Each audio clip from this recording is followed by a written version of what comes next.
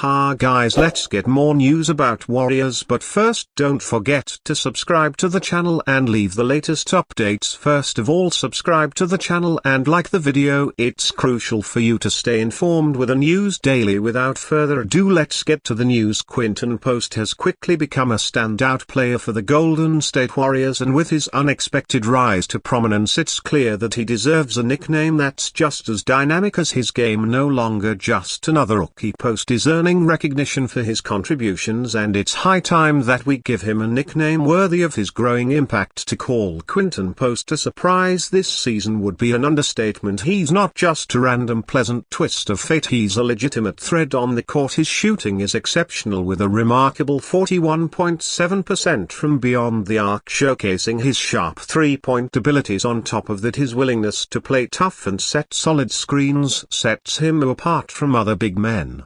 But that's not all. His team defense is more than serviceable, making him a well-rounded asset for the Warriors. However, there's one thing still missing in Post's young career: a proper nickname. Given his last name, the obvious choice would be the Postman, but this doesn't quite capture the full extent of his abilities. After all, his game is centered around his stretch shooting rather than dominating in the post, which makes Postman seem a bit too basic. Let's face it, Postman just doesn't have the flair that Post deserves. It's a functional, reliable title, sure, but it doesn't give off the same energy as his game. While Postman may imply a predictable, steady presence, it doesn't reflect the exciting and versatile player Quinten is becoming. Moreover, it lacks the edge and excitement that would make it stick in the minds of fans. And while we're on the topic, the term Postman also brings to mind Kevin Costner's infamous 1998 film The Postman, which is known for its lengthy runtime and harshly negative reception. In contrast,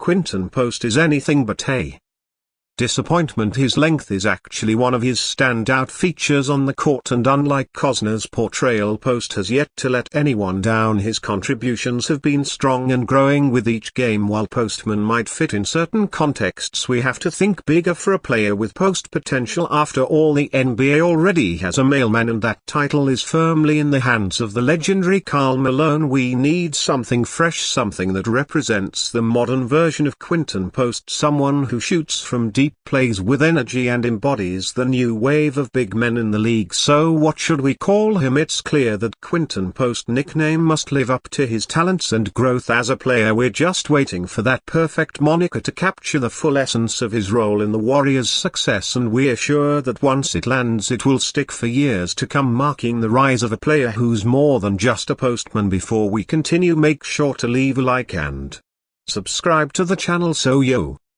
you won't miss any exclusive dubs updates. Let's keep going. The Golden State Warriors have been riding a wave of momentum fueled by the fiery presence of Jimmy Butler. The team's performance has been electrifying, but the looming question still remains: will this Butler-inspired surge lead them to another championship? The road ahead is uncertain, and the pressure is mounting. If the Warriors fail to capture the ultimate prize, the off-season offers a glimmer of help. The team may have to dig deep into their strategies and tweak their roster to make another push for glory. It's a gamble that they must be ready to take, for the clock is ticking on their window of opportunity. Greg Swartz of Bleacher Report threw a potential trade into the mix, one that could shift the Warriors' balance. His proposal: a deal with the Toronto Raptors, a move aimed at fortifying Golden State's interior presence. With Jacob Till coming to the Warriors, this could be a transformative change for a team already loaded with star power. In return, the Raptors would get Moses Moody and Buddy Hield, two players who could feel the Raptors' glaring need for shooting. This trade, according to Schwartz, makes sense on both sides, but the Warriors are far from a finished product. Despite their firepower, they still lack the size and muscle to stand toe-to-toe with the Western Conference juggernauts like the Oklahoma City Thunder and the Denver Nuggets, who currently sit atop the standings. Stats speak volumes, averaging 14.1 points, 9.8 rebounds and nearly 2 blocks per game. Pell embodies the toughness that Golden State needs. He is exactly the kind of player that could anchor their defense, allowing their stars to shine offensive without having to worry about getting bullied in the paint. Draymond Green, despite his elite defensive abilities, is still undersized for a center. The Warriors have been forced to start him in this role, with rookie Quinten Post and veteran Kevin Looney rotating his backups. This small ball experiment has worked at times, but it has its limits, especially WH.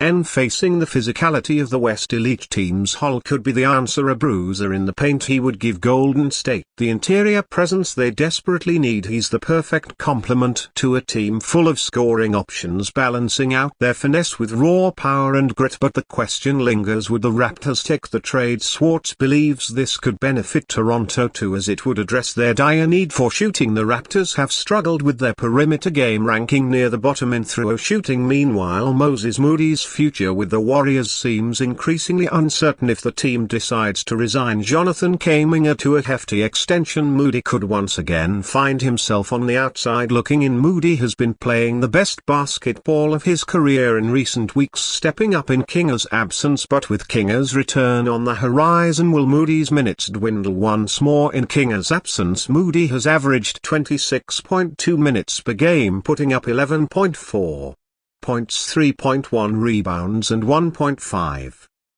assists while shooting over 37% for beyond the arc. His growth has been undeniable, but the looming presence of Kuminga's impending return cast a shadow over his continued role on the team. One silver lining, however, is that Moody's rookie extension contract is about to be lifted, making his trade value much easier to navigate. The Warriors could move him more freely, but is that the right choice? Should they part with a player who fits so well with their current roster? The financial side of the equation is another critical factor. Moody is slated to earn $1.6 million next season, while Kuminga is eyeing a much larger contract, one that could reach as high as $35 million. The discrepancy between the two salaries could be the difference between keeping the Warriors roster intact and sending them in a luxury tax territory, with Curry, Butler and Green already commanding a combined $140 million in salaries. The Warriors need to be smart about their moves if they hope to stay under the second apron and maintain flexibility for future seasons. The stakes couldn't be higher. The Warriors are at a crossroads, and every decision they make could tip the balance between championship glory and missed opportunity. The off-season promises to be full of tough choices, and the pressure is building with each passing game. Will they be able to make the right moves, or will they fall short once again? Only time will tell. Stay updated exclusively with the latest Dub Nation news. Subscribe to our channel and hit the like button to keep getting daily updates on the Warriors. Don't forget to share your thoughts in the comments. Your input is essential for the Dubs community. Stay tuned for the next video.